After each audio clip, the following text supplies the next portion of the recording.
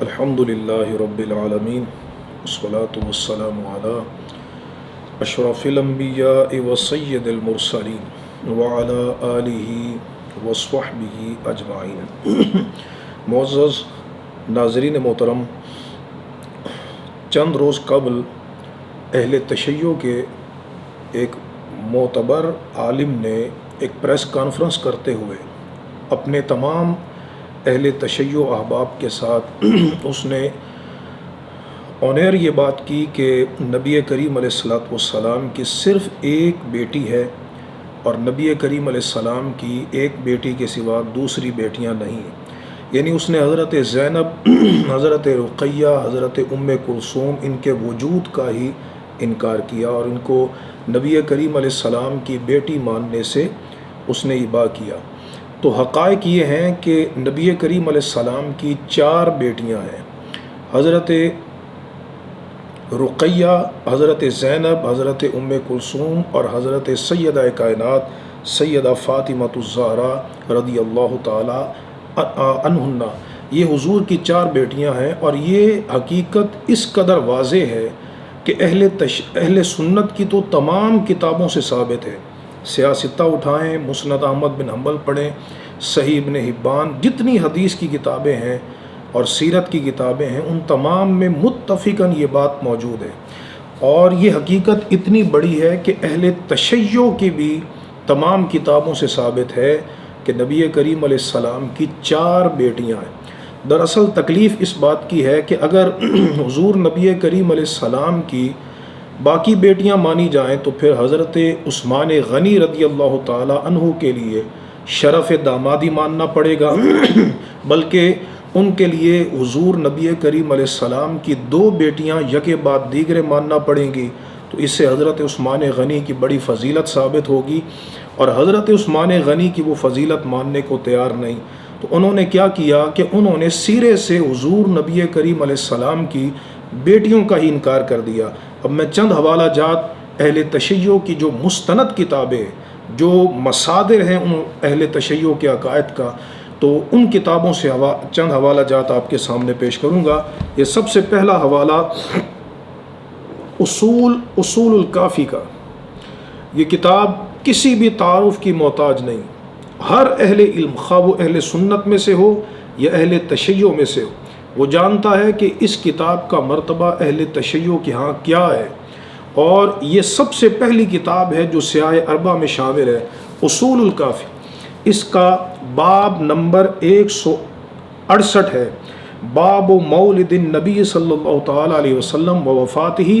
اس میں نبی کریم علیہ السلام کی ولادت اور آپ کی وفات تک کے احوال اس میں بیان کیے گئے، اور اس میں نبی کریم علیہ السلام کی ذات اقدس آپ کی اولاد کے متعلق لکھا ہے، فَوُلِدَ لَهُ مِنْهَا قبل مبعثہ صلی اللہ تعالی علیہ وسلم۔ تو نبی کریم علیہ السلام کی بعثت سے پہلے جو آپ کی اولاد ہوئی، یہ لفظ ہیں ولیدہ۔ کچھ لوگ ربیبہ کہہ دیتے ہیں، تو ربیبہ کے لیے ولیدہ کا لفظ استعمال نہیں کیا جاتا، اور یہاں اصول الکافی بیان کر رہی ہے، فَوُلِدَ لَهُ مِنْهَا قبل مبعثہ القاسم ورقیۃ وزینب وام کلثوم۔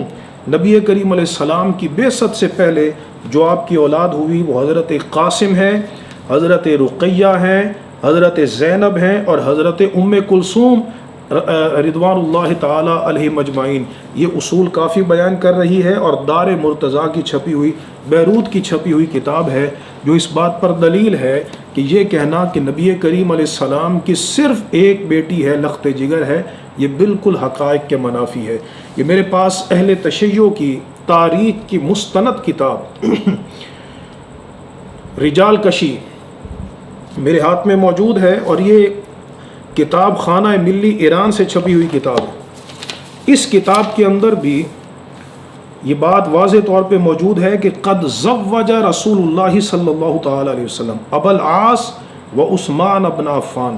نبی کریم علیہ السلام نے اپنی بیٹیوں کا نکاح، یعنی حضرت زینب کا نکاح ابو العاص کے ساتھ کیا، اور حضرت رقیہ اور حضرت ام کلثوم رضی اللہ تعالی عنہما، ان کا نکاح یکے بعد دیگرے نبی کریم علیہ السلام نے حضرت عثمان بن عفان کے ساتھ کیا۔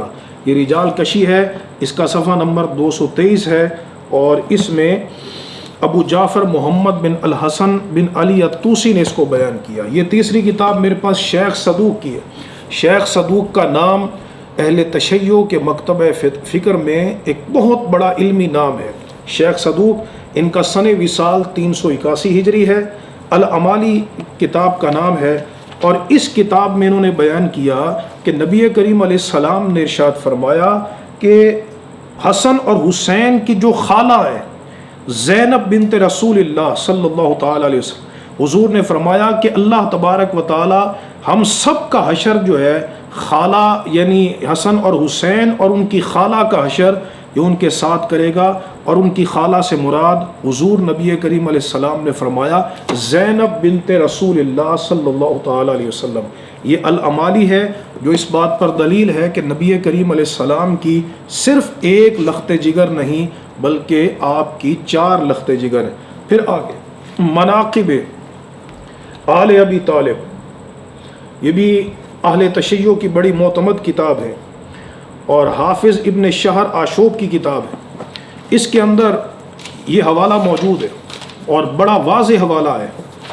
اس کا صفحہ نمبر 130 ہے، اور یہ کتاب بھی بیروت کی دار مرتضیٰ بیروت کی چھپی ہوئی کتاب ہے۔